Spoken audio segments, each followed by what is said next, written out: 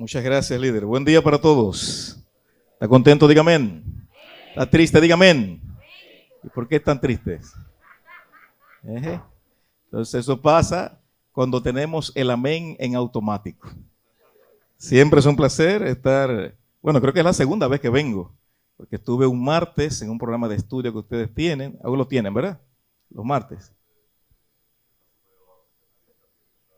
Ok, perfecto. Pero estuve un martes hace ya un tiempo atrás y hoy nos encontramos de nuevo con ustedes. Vamos a estudiar la Biblia en esta mañana, pero antes vamos a orar. Querido Dios y Padre Santo, necesitamos la intervención de tu Espíritu Santo, de forma tal que podamos entender plenamente tu palabra. En el nombre de Jesús. Amén y amén. Antes de avanzar, ¿cuántos son conquistadores aquí? Conquistadores, o fueron en algún momento, ¿verdad? Conquistadores, aventureros, guías mayores, etcétera. Bueno, los que no, ven que algunos de nosotros lucimos uno de los emblemas de los clubes, en el caso mío la pañoleta de conquistador, porque hoy se celebra a nivel mundial el Día del Conquistador Adventista. Y aquella célebre frase de que una vez conquistador, ¿qué cosa? Siempre conquistador, así que por eso lucimos hoy los de la Guardia Vieja y reciente Guardia también, la pañoleta de conquistadores. Hoy habrá una caminata que está concitando la atención de los dos principales campos de la Unión, la Asociación Central Dominicana y la Asociación Dominicana del Sureste. Una marcha caminata que va a partir de las intersecciones de las avenidas Padre Castellano y José Fabrea, a partir de las 2:30 de la tarde. Va a terminar acá en el Palacio de los Deportes, específicamente en el pabellón de karate, y se espera que la multitud que se mueva esos 2 o 3 kilómetros de distancia supere las 10,000 personas. Así que habrá un mar de pañoletas amarillas de uniformados atravesando esas avenidas. Toda la iglesia está invitada. Pero si usted quiere ir, para que se vea bien, usted se pone una pañoleta. Si no tiene la pañoleta, una camiseta blanca. Si no tiene una camiseta blanca, un t-shirt alusivo al movimiento juvenil adventista. Y si no tiene ninguna de esas cosas, vaya como sea. Para que caminemos juntos y terminemos entonces en el pabellón de karate en un evento maravilloso. Es que no pierda la oportunidad de darse un baño de juventud, ¿verdad? Y de los clubes. 2:30 de la tarde, Padre Castellano con José Fabrea, hasta el Centro Olímpico Juan Pablo Duarte, específicamente el pabellón de karate. Muy bien. Pienso tratar con ustedes hoy un tema que no se trata a lo interno de la iglesia adventista. De hecho, solo se ha publicado solo un libro sobre este particular. Me refiero a la posesión demoníaca, pero el poder que Cristo tiene sobre las fuerzas del mal. El doctor Coavena Doncor, que es director asociado del Instituto de Investigaciones Bíblicas, escribió un libro que aún no se traduce al español, que tiene que ver con este conflicto. Siendo el africano, él sabe perfectamente cómo se manejan las cosas en África y escribió un libro sobre ese particular. Y otro doctor llamado Clinton Wallen escribió algo sobre este asunto. Pero difícilmente a lo interno de la iglesia adventista o en un culto, usted va a escuchar lo que vamos a tratar en la mañana de hoy sobre el poder de Cristo sobre las fuerzas del mal y la realidad de las posesiones demoníacas. ¿Es Dios real? El diablo también lo es. También lo es. Entonces todo cristiano debe estar claro con eso. Dios es real y es todopoderoso, como es Dios, pero el diablo no es un muñequito. Entonces es bueno saber todas estas cosas. Y veremos hoy a la luz de la Biblia qué enseña la Biblia sobre esto y el poder que Cristo tiene para vencer las fuerzas del mal. Evangelio según San Mateo, vaya conmigo al capítulo 4, pero el versículo 24. Dice allí la palabra de Dios acerca de Cristo. Su fama se extendió por toda Siria y le traían todos los que se sentían mal, los afligidos de diversas enfermedades y tormentos, endemoniados, lunáticos y paralíticos, y él los sanaba. Note que los poseídos de demonios no entran dentro del renglón al cual la Biblia llama enfermos, paralíticos, etc. Es una clase aparte. Perfecto. Endemoniados, enfermos y paralíticos. De tal suerte que la posesión demoníaca no es una enfermedad. No es un trastorno. No es eso. Hay otro texto más en Marcos, pero el capítulo número 1, si no recuerdo mal, Evangelio según San Marcos, capítulo 1, versículo 23, 32. Dice la Biblia: cuando fue la tarde, enseguida que el sol se puso, le trajeron todos los enfermos. ¿Y qué dice su Biblia? Y endemoniados. Hay una clara distinción entre personas con un trastorno de salud y aquellos que están poseídos por un espíritu del mal, enfermos y poseídos por algún demonio. Marcos capítulo 5, y este lo voy a leer in extenso. Dice la Biblia: llegaron al otro lado del mar, a la región de los Gadarenos. Cuando Jesús salió de la barca, enseguida vino a su encuentro desde los sepulcros un hombre que tenía un espíritu impuro, que habitaba en los sepulcros y nadie lo podía dominar. ¿Quién lo podía dominar? Nadie podía con él. Muchas veces lo habían atado con grillos y cadenas, pero él había roto las cadenas y destrozado los grillos y nadie lo podía dominar. Y siempre de día y de noche andaba dando voces por los montes y los sepulcros e hiriéndose con las piedras. Cuando vio a Jesús de lejos, corrió y se postró delante de él y gritando a gran voz le dijo: ¿qué tienes conmigo, Jesús, Hijo del Dios Altísimo? Te imploro por Dios que no me atormentes más. Jesús le preguntó, verso 9, ¿cómo te llamas? A lo que él respondió: me llamo Legión, porque muchos somos. Y le rogó con insistencia que no lo enviase fuera de esa región. Allí cerca del monte estaba paseando una gran piara de cerdos, y los demonios le rogaron: envíanos a los cerdos para que entremos en ellos. Y Jesús les permitió. Y esos espíritus salieron y entraron en los cerdos, que eran como 2000, y la piara se lanzó en el mar desde un despeñadero, y en el mar se ahogaron. Los porqueros huyeron y lo contaron en la ciudad y por los campos, y la gente salió a ver lo que había acontecido. Cuando llegaron delante de Jesús, vieron al que había sido atormentado por los demonios y tenido la legión, sentado, vestido y en su juicio cabal, y tuvieron miedo. Y aquellos que habían visto les contaron lo que había acontecido con el demonio y los cerdos. Entonces empezaron a decirle a Jesús, o a rogarle a Jesús, que se fuera de esa región. Al entrar Jesús en la barca, el que había estado endemoniado le rogó que lo dejara ir con él. Pero Jesús no se lo permitió, sino que le dijo: vete a tu casa, a los tuyos, y cuéntale las grandes cosas que el Señor ha hecho contigo y cómo tuvo de ti misericordia. Y se fue y predicó, anunció el evangelio en 10 ciudades cercanas, la gran Decápolis. ¿Qué aprendemos de esto? Cuando uno va a la Universidad Adventista Dominicana o cualquier escuela de teología, específicamente lo que nos vamos a formar como pastores adventistas, vamos con muchos anhelos. Pero en la Universidad Adventista o en cualquier otra en el mundo, no enseñan a ningún pastor a ser pastor. La universidad no enseña a nadie a ser pastor. El ministerio es un llamado de Dios. Y Dios capacita a aquellos que ha llamado para que le sirvan y trabajen juntamente con su iglesia. Pero es en el trabajo diario, en la iglesia, con los hermanos, donde uno se va formando y va aprendiendo a hacer las cosas. Sí, cuando uno sale de la universidad con el título de licenciado en teología, usted no sabe ser pastor. A usted le enseñaron un poquito, dos o tres palabras griegas, 2 o 3 palabras hebreas, y usted sale a la calle con 2 o 3 ideas en la cabeza. Pero usted no es pastor. Y hay 1000 cosas de las que usted no sabe. De hecho, que la universidad no le enseña. Recién graduado, yo recibí mi primer distrito acá en la capital. Y como todos los que salimos de la universidad, salimos con muchas ideas, con muchos afanes, pero con muchas falencias también. Así que yo recuerdo muy bien que en un culto de miércoles, antes de comenzar a predicar, una señora que frecuentaba las reuniones se me acercó y me dijo: pastor, cuando termine el culto, yo necesito que usted me acompañe a mi casa. Tengo un problema allí. ¿Dónde era el problema? En su casa. Así que yo prediqué esa noche y ya me había olvidado del compromiso que tenía con la señora, pero tan pronto y me iba a despedir de los hermanos, ella me dijo: pastor, recuerde que vamos para la casa esta noche. Así que empezamos a caminar. En el camino ella comenzó a abonarme, a adelantarme cuál era el problema que ella tenía en su casa. Mire, pastor, una tarde yo llegué cansada, exhausta.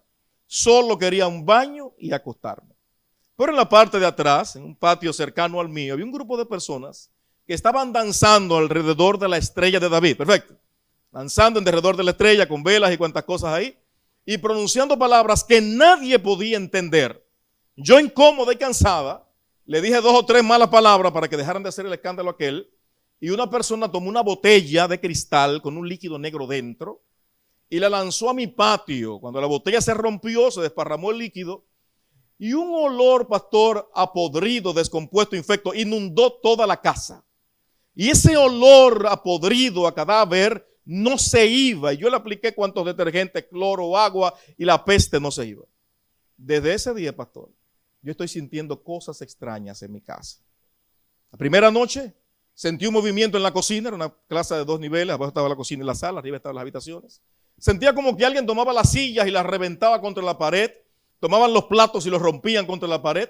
Así que ella bajó rápidamente a la cocina, pero cuando llegó, todo estaba intacto.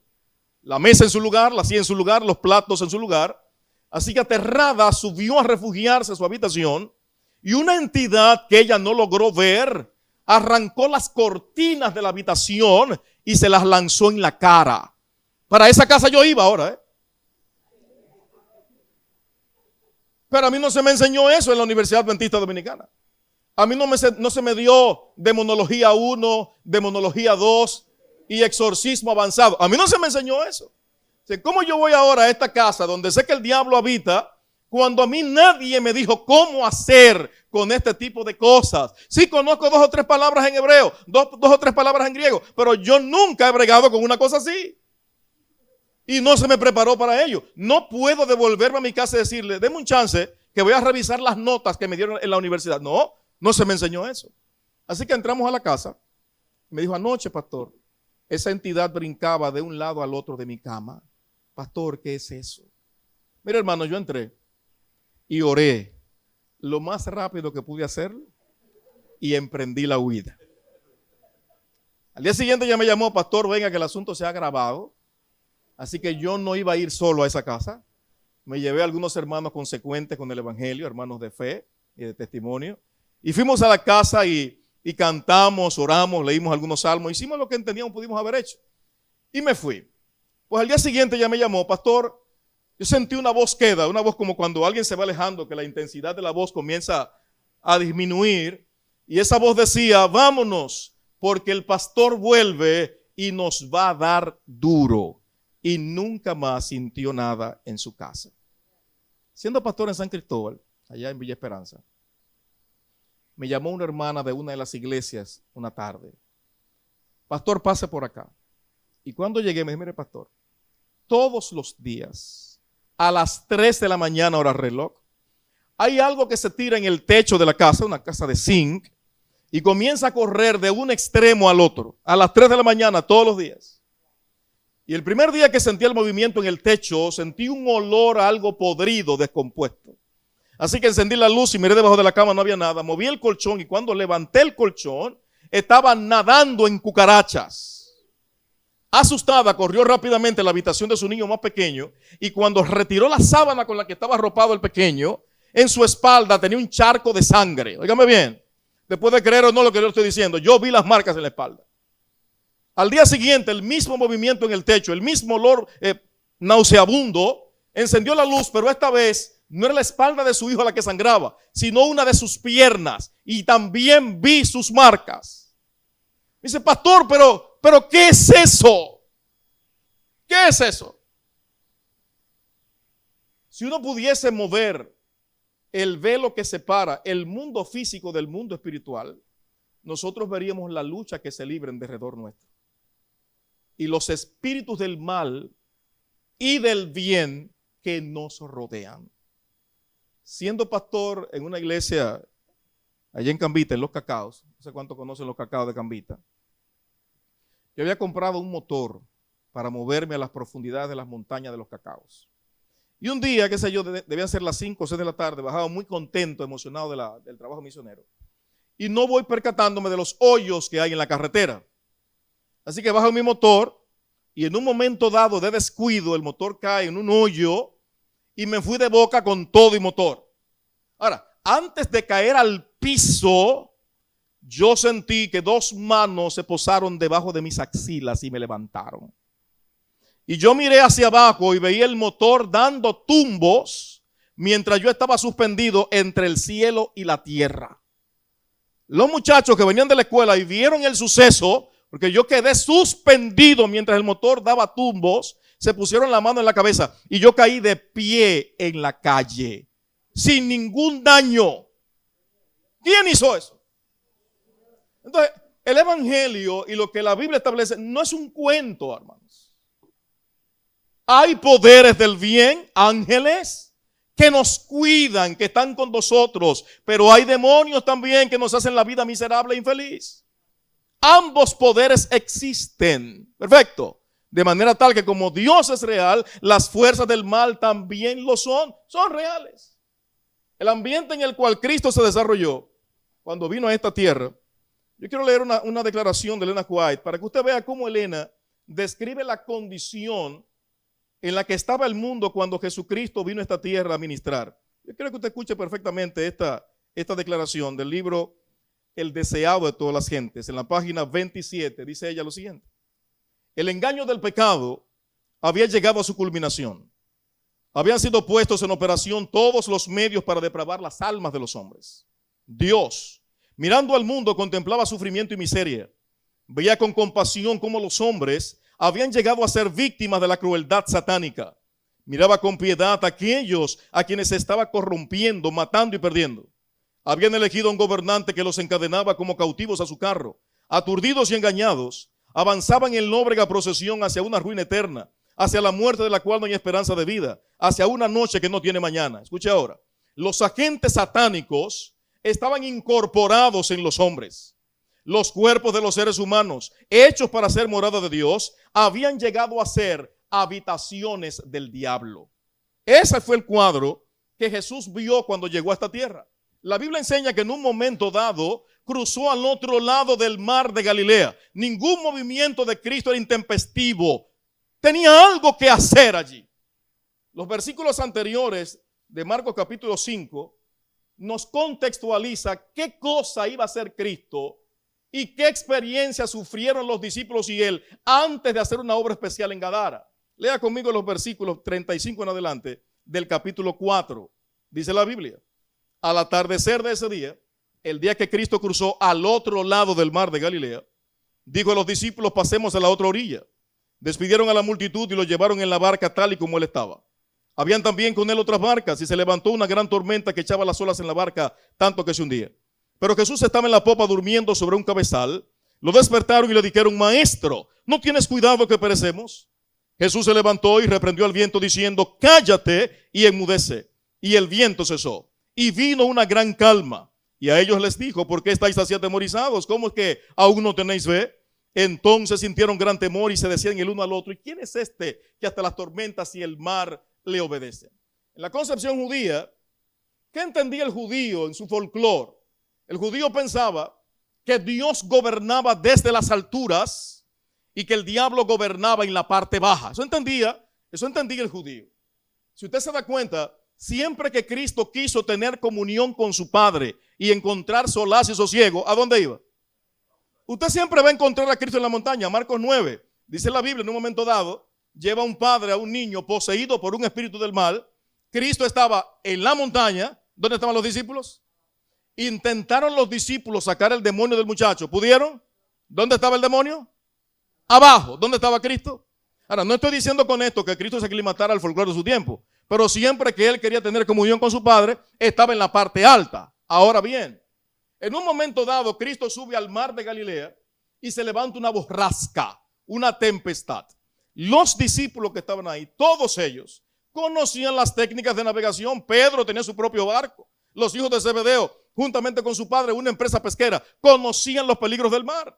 Se levanta la tempestad, pero no pueden controlar al barco que se iba al garete. Despiertan a Cristo, él se levanta con la tranquilidad que le caracteriza y dice: cállate y enmudece. ¿A quién se lo dijo?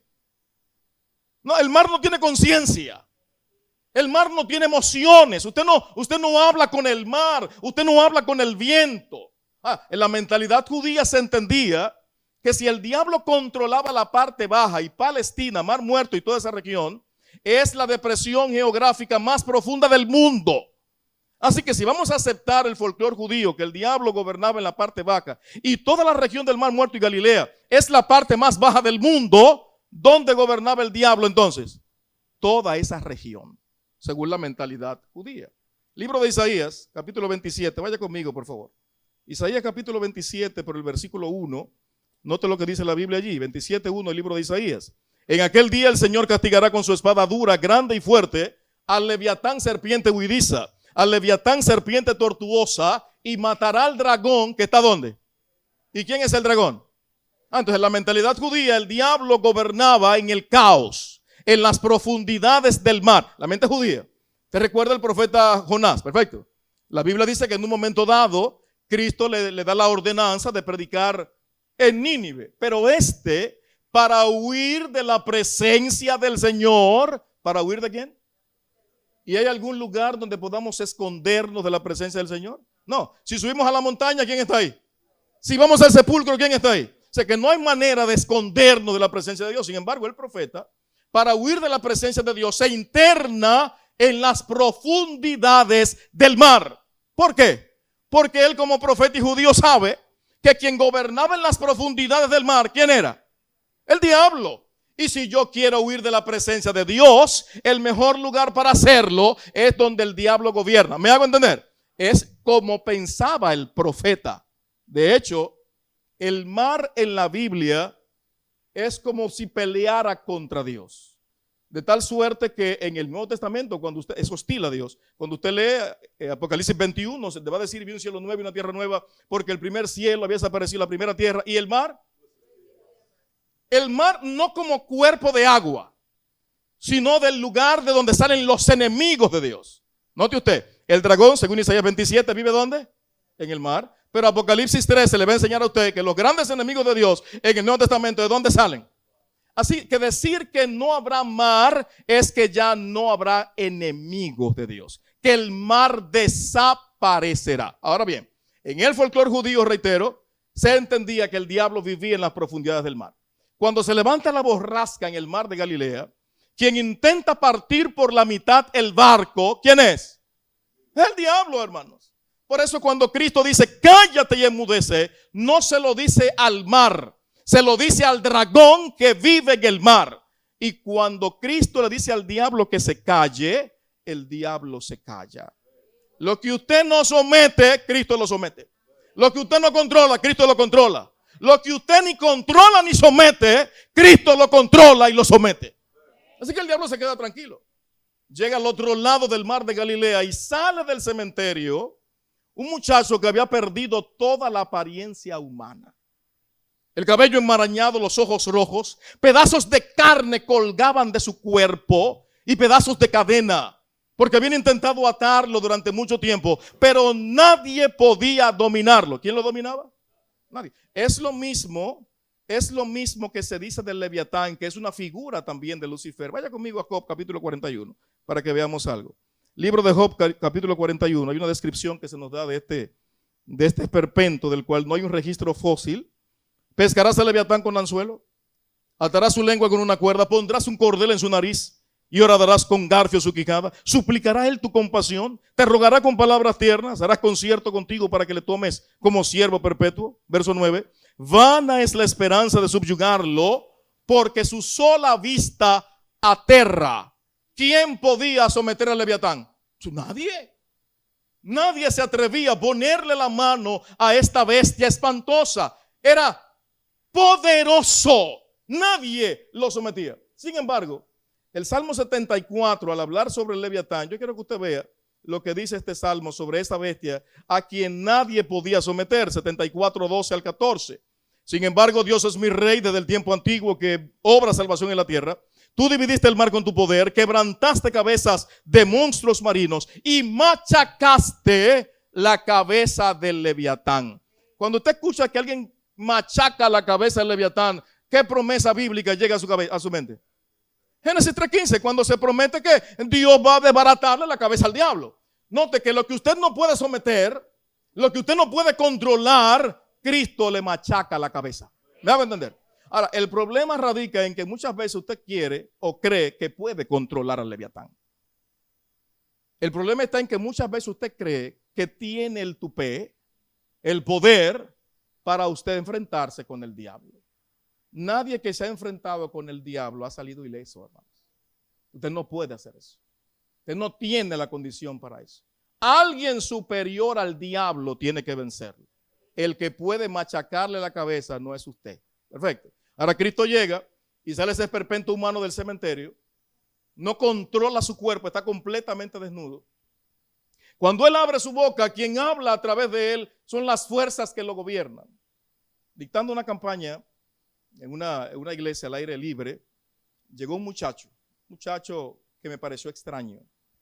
Así que le pedí a una persona que estuviese al lado de él para no tener novedades esa noche en la campaña. Pues en efecto así fue. 2 o 3 minutos más tarde me estaban llamando porque el muchacho estaba muy extraño. Así que lo levantamos. Cuando yo puse mi mano sobre su hombro, yo sentía una corriente, una vibración en todo su cuerpo. Lo llevamos a la oficina, lo sentamos, estaba cerca de la iglesia, y le preguntaba, muchacho, pero dime, ¿qué te pasa? Y él me agarró los brazos fuertemente, intentando decir palabra, pero no podía articular ninguna palabra. Y en un momento de desesperación gritó fuertemente, pastor, ayúdeme. Y cayó al suelo. Eso no era un ataque de epilepsia, porque yo he visto ataques de epilepsia. Eso no era epilepsia. Unos segundos después recuperó la conciencia. Dijo, pastor, yo pensé que me había curado. ¿Qué tú tienes? No hace mucho, pastor, mi padre y yo participamos en un culto de iniciación satánica. Yo no puedo, pastor, estar en ningún lado donde la palabra se abra y cuantas cosas. El muchacho salió corriendo de la iglesia esa noche. Yo nunca volví a verlo. Yo no sé si sigue siendo un esclavo o si fue libertado por Cristo, no lo sé. Lo que sí sé es que él no tenía control de sus facultades físicas. Como tampoco tenía control este señor que vivía en el cementerio, que comía carroña, que estaba desnudo y que nadie podía controlar ni someter. En el conversatorio con Cristo, Cristo pregunta, ¿cómo te llamas? ¿Cuál fue la respuesta? Si eso fuera real y no una hipérbole, deberíamos suponer que dentro del cuerpo de este señor, siendo que una legión romana estaba conformada por 6,000 soldados de a pie y 800 de caballo, 6,800 soldados. Si traspolamos eso al mundo espiritual, entonces 6,800 demonios gravitaban dentro de este señor. Eso podría explicar la fuerza brutal que tenía este caballero. Ahora, en un momento dado, los demonios piden que los envíe unos puercos que estaban ahí. ¿Cuántos puercos eran? Ahora, calculemos que entrara un demonio por puerco. ¿Cuántos demonios serían entonces? Eso es en el caso de que fuera un demonio por puerco. Pero si él podía tener 2,000, bien podía tener también 6,000. Ahora, no me importa cuántos demonios sean. Si fue uno, si fueron 6,800. Lo cierto es que él no tenía control de sus facultades. Y el diablo lo tenía sometido a la esclavitud y a una forma de vida inhumana. Llegó Jesucristo. Y en un momento dado, note la reacción del endemoniado o de los demonios. Verso 7. Y gritó a gran voz, ¿qué tienes conmigo, Jesús, Hijo del Dios Altísimo? Te imploro por Dios que no me atormentes más. Les hago una pregunta. ¿Qué estaba haciendo Cristo al endemoniado que le causaba dolor? ¿Qué? Su presencia mandándola a salir. ¿Qué le causaba dolor? No era solo su presencia o mandarlo a salir, sino a dónde los estaba mandando Cristo. El Evangelio según San Lucas, vaya conmigo, en un pasaje paralelo a este episodio, Lucas 8, versículos 31 y siguientes. Note lo que dice la Biblia allí. Lucas 8, 31 y siguientes. Jesús le preguntó, ¿cómo te llamas? 30 y siguientes. Y él le dijo, Legión, porque muchos demonios habían entrado en él. Y le rogaban, ¿quiénes le rogaban? Los demonios, que no los mandase ¿a dónde? Así que lo que le estaba causando dolor a los demonios no era la presencia de Cristo, ni tampoco el hecho de que los estaba sacando de él, sino que Cristo los estaba mandando ¿a qué lugar? Los estaba mandando al abismo. Ahora bien, si Cristo los está mandando al abismo y ellos no quieren ir al abismo, es porque el abismo no es un lugar agradable. Vaya conmigo. Si Cristo los está mandando al abismo, es porque es al abismo a donde pertenecen. Y si Cristo los está mandando al abismo, es porque en algún momento se escaparon de ahí. ¿Me hago entender? 3 cosas. ¿Les molesta que los mande al abismo? Bueno, no debe ser agradable el abismo. Número 2, los manda porque deben estar ahí. Y si los está mandando fue porque se escaparon de ese lugar. Ahora bien, ¿qué cosa es el abismo? Usted puede colocar en una concordancia online la palabra abismo, va a tener cientos de acepciones. Muchas de ellas tienen que ver con el mar, un agujero, etc. Pero hay dos versículos en la Biblia, yo no voy a explayarme en ellos hoy, pero que hago bien en recordárselo para que veamos el uso de esta palabra. Vaya conmigo a Judas. Único capítulo, versículo 6. Judas 6, dice la Biblia. También, los ángeles que no guardaron su dignidad, sino que abandonaron su propia morada, los ha reservado en la oscuridad, en prisiones eternas, para el juicio del gran día. Los ángeles que no guardaron, ¿qué? ¿Quiénes son esos ángeles? Recuerda el conflicto de Apocalipsis 12, esa tercera parte de las estrellas, demonios, ángeles ahora convertidos en demonios, no guardaron su dignidad, según Judas, están reservados, ¿en qué lugar? No, en prisiones eternas, dice Judas. Ahora el apóstol Pedro, en la segunda carta, capítulo 2, por el versículo 4, note lo que él dice. Si Dios no perdonó a los ángeles que pecaron, ¿qué ángeles son esos? Los mismos que no guardaron su dignidad. Si Dios no perdonó a los ángeles que pecaron, sino que los arrojó al abismo, a prisiones tenebrosas, para ser reservados para el juicio del gran día. Emplea la misma expresión.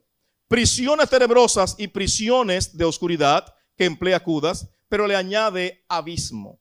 De manera que abismo y prisión de oscuridad es la misma cosa. El diablo con sus demonios deben estar en una prisión de oscuridad a la que la Biblia llama abismo. Ahora bien, yo no quiero que usted salga de aquí diciendo ahorita que el pastor Uribe dijo que el diablo está preso en una cárcel en algún lado. Porque aparecerán algunos que intentarán buscar dónde está esa cárcel, donde el diablo está, para asegurarse de que él no pueda salir, ni él ni sus demonios. ¿Qué es esto? ¿Cómo entender ese pasaje? Recuerda el libro de Job. En un momento dado, está Dios en su trono y llega Lucifer y Dios le dice, ¿de dónde vienes? Bueno, de rodear la tierra, andar por ella. ¿Has contemplado a mi siervo Job? ¿Y qué le dice el diablo a Dios sobre Job? Sí, bueno, él te es fiel y todo aquello porque tú lo has rodeado de favores y bendiciones. Quítale lo que tiene para que vea cómo él te maldice. Ok, no hay ningún problema. Veas lo que has pensado hacer, pero, ¿qué cosa?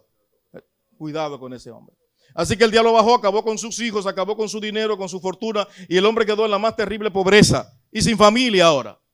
Ahora pregunto yo, ¿por qué el diablo no mató a Job? ¿Podía hacerlo? Sí, podía hacerlo, claro que sí. Pero hay una limitación, ¿ya? O sea, haz esto, pero no puedes hacer esto. Por segunda vez el diablo volvió. Ha contemplado a mi siervo Job, que aún después de quitarle todo sigue siendo fiel. ¿Y qué respondió el diablo? Piel por piel.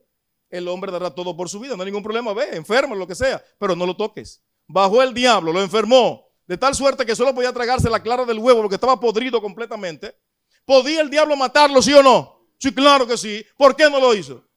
Porque hay una limitación, porque el diablo no puede hacer todo lo que él tiene el poder para hacer. Digamos que usted transgrede una ley acá y es grave. Que usted lo meten preso, te va a prisión. Ahora, en la cárcel a usted lo encierran en una celda. En esa celda, ¿puede usted moverse, sí o no? ¿Pero cómo está? Pero está preso. Usted tiene una limitación del espacio. Y eso pasa con el diablo. Es cierto que él está suelto. Dentro de una prisión, él puede moverse, pero hay limitaciones. Él no puede hacer todo lo que él tiene poder para hacer. Pero hay una manera como su poder se amplía. En Juan capítulo 4, usted ha leído eso muchas veces. Cristo le dice a la mujer samaritana que Dios es espíritu, ¿recuerdan? Y usted ha leído un pasaje de Apocalipsis 3:20. Yo estoy a la puerta. ¿Y esa puerta cuál es? Entonces, si Dios es espíritu, ¿cuál es el canal que emplea para entrar a mi vida? Es esa puerta. Ahora, ¿no es el diablo espíritu también? ¿No puede él tomar la misma ruta que Dios toma? ¿No puede intentar entrar por esa misma puerta por donde entra el Espíritu Santo?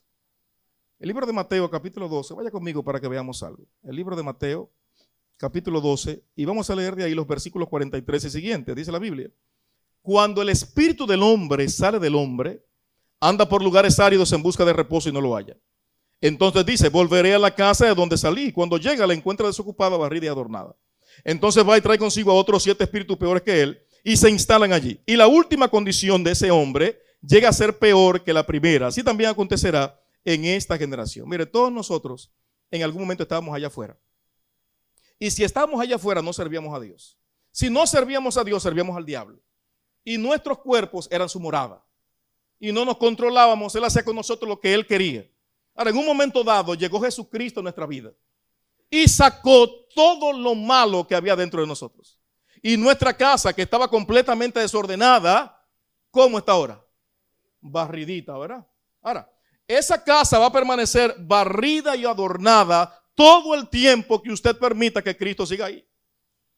El día de mañana que usted quiera despachar a Jesucristo, Cristo se va a ir. ¿Y cómo va a quedar la casa? Pero ¿cómo más? Va a quedar limpia. Va a quedar limpia y vacía, desocupada. Pero hay unos espíritus, dice Mateo capítulo 12, que están como. ¿Y por qué andan dando vuelta?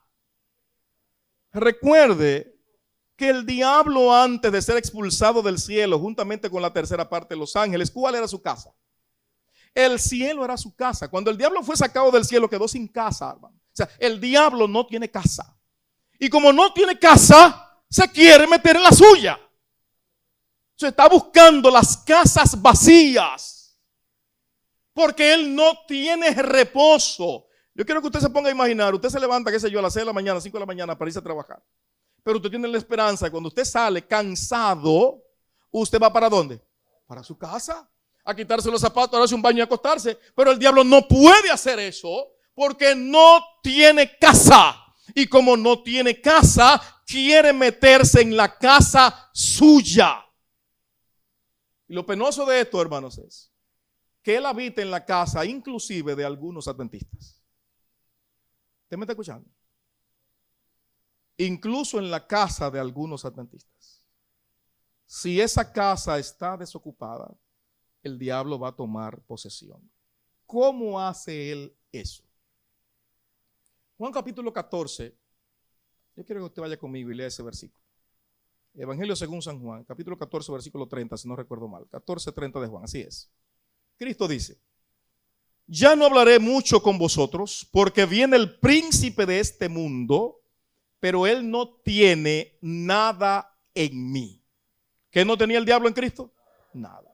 El diablo puede atacarte de dos maneras, hacer contigo lo que quiera de dos formas. Lo puede hacer desde afuera o lo puede hacer desde adentro. En el caso de Job, ¿había algún pecado en Job? ¿Había algo malo en él? No, de manera que el diablo no podía atacarlo desde adentro. ¿Desde dónde lo hizo? Desde afuera. ¿Y lo lastimó, sí o no? ¿Era justo Job? Pero ser justo no impidió que el diablo lo lastimara desde afuera. Desde afuera le arruinó la vida, desde afuera. Pero no había dentro de Job nada que le pertenezca al diablo. Ahora bien, el diablo puede atacarte desde adentro y es la peor y más destructora forma si hay algo en ti que le pertenezca a él. Yo no recuerdo si fue con Edgar o con José Moto, un hermano de San Cristóbal, que fuimos a visitar una casa. Una señora, pilar de la iglesia adventista, vivía cerca de San Antonio. Me llama: pastor, venga a mi casa. Voy a su casa. Me dice: mire, pastor, yo quiero que usted me hable de la no inmortalidad del alma. Yo sé que la hermana sabe eso, pero hábleme, pastor, de eso. ¿Qué pasa, mi hermana Petronila? Me dice: mire, pastor, usted sabe cómo murió mi hijo. Su hijo había intentado matar a su compañera sentimental. Él pensó que lo había logrado y después se quitó la vida a él. Nosotros fuimos, hicimos el culto en su casa, el funeral y todo aquello. Bien. Dice: mire, pastor, aquí murió mi mamá y después de enterrarla no pasó nada en esta casa. Mi tía murió aquí también, la enterramos y no pasó nada. Pero enterramos a mi hijo, pastor. Y aquí todas las noches se abren todas las puertas de las habitaciones. Y se abren las llaves. Y es un ruido y un escándalo en esta casa. Aquí nadie tiene tranquilidad desde que enterramos a ese muchacho. Pastor, explíqueme qué es lo que está pasando aquí. Hermana Petronila, usted entró a la habitación de su hijo. Mire, pastor, después que lo enterramos, yo no he vuelto a entrar a esa habitación. Él se trancaba ahí por horas, dentro de esa casa, de esa habitación. Y nosotros entramos a la habitación de ese muchacho. Y ese muchacho tenía porquerías ahí de ocultismo y satanismo en cantidad ahí dentro, en su habitación todavía. Dice, mira hermana Petronila, el diablo va a seguir viniendo a esta casa las veces que él quiera porque él tiene algo aquí. Y como él tiene algo aquí, él puede entrar cuantas veces quiera porque hay cosas de él aquí. Así que usted tiene que agarrar todo eso y quemarlo, hermana Petronila. Y lo quemó. Y nunca más sintió nada en su casa. Ahora, el diablo podrá visitarle 1,000,000 de veces a su casa si usted tiene algo que le pertenezca a él. Y aquí entra entonces lo que usted ve. ¿Qué cosa usted ve en su casa? ¿Qué usted escucha? ¿Qué tienes guardado en tu casa? Una hermana que fue a Tierra Santa y fue a Egipto también. Hay gente que, usted sabe, el gluten está acabando con la mente de la gente. En un paseo de eso que hicieron por ahí, fueron y había una cantidad de dioses egipcios, ¿verdad? Y dice, qué cosa más chula esta, ¿verdad? Y cuántas cosas. Y se llevó una rumba de dioses egipcios para su casa. Y puso, ¿verdad? En un asuntito ahí en su casa y llenó una, ¿cómo se llama esto? Una repisa, un asunto, ¿verdad? Es un altar tenía la hermana ahí. Entonces, ella me cuenta, una hermana chilena con mucho dolor, pastor, y yo sentí una cosa en mi cabeza que me decía que eso no era el lugar para eso. Y en mi casa problemas con los muchachos y cosas extrañas que yo no sabía por qué. Hasta que me di cuenta que yo había traído el diablo a mi casa. Entonces hay que ver qué cosa usted escucha.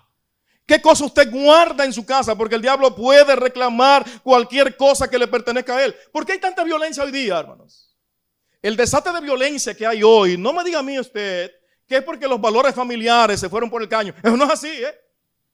Cuando un señor agarra a una niña de 6 meses y la viola, cuando unos delincuentes salen tirando balazos para atrás y matan a un niño de 3 años, como pasó recientemente acá en Santo Domingo, cuando un muchacho en San Cristóbal mata a su propia madre de un balazo por un problema de una deuda, no me diga usted a mí que es asunto de valores familiares, no, el diablo, óigame bien, toma el control de la gente y hace cosas que después que las realice, ¿y cómo yo hice eso?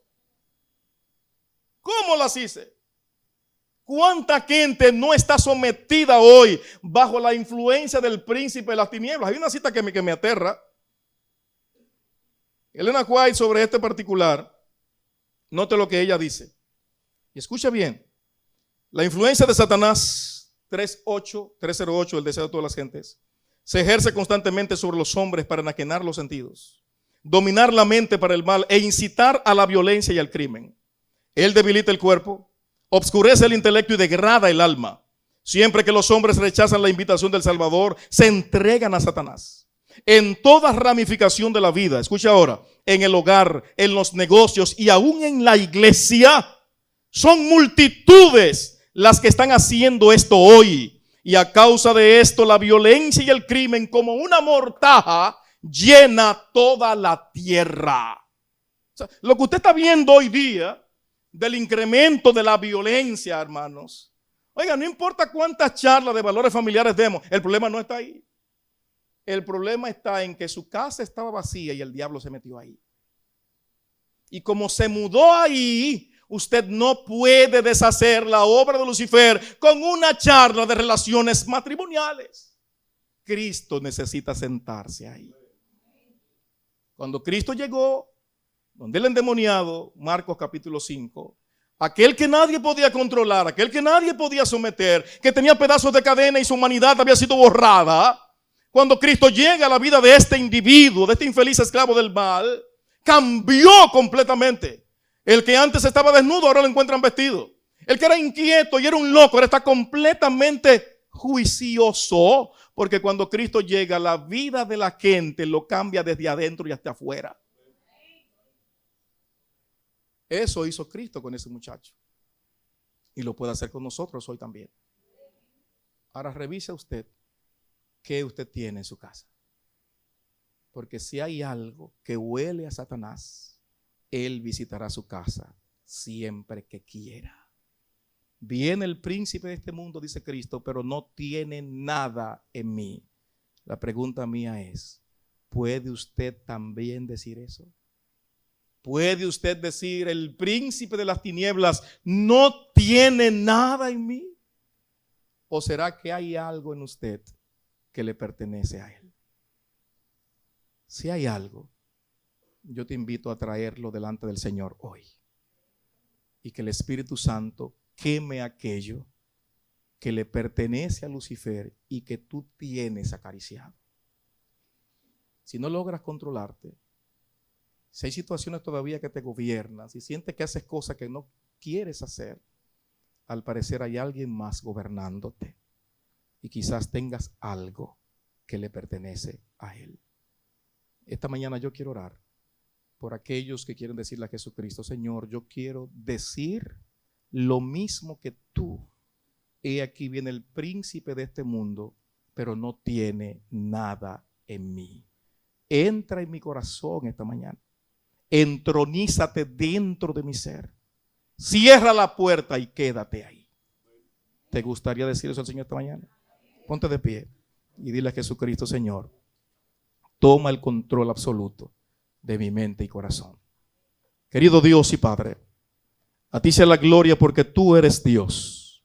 Eres todopoderoso y único capaz de deshacer las obras del mal. Todos en algún momento fuimos esclavos del príncipe de las tinieblas. Algunos se han descuidado y han permitido que de alguna forma controle su cuerpo, su mente y corazón. En esta hora como iglesia nos ponemos de pie para que saque todo aquello que es basura, para que queme todo aquello que pertenece al príncipe de las tinieblas, de tal suerte que te entronices en nuestras vidas, cierres la puerta y te quedes dentro de nosotros. Toma el control absoluto de nuestra mente y corazón. Aquel día, cuando vengas en las nubes de los cielos, queremos decir cual profeta Isaías: he aquí eres nuestro Dios. Te hemos esperado y tú nos salvarás. Nos gozaremos y nos alegraremos en tu salvación. En el nombre de Jesús. En el nombre de Jesús. Amén y amén. Amén.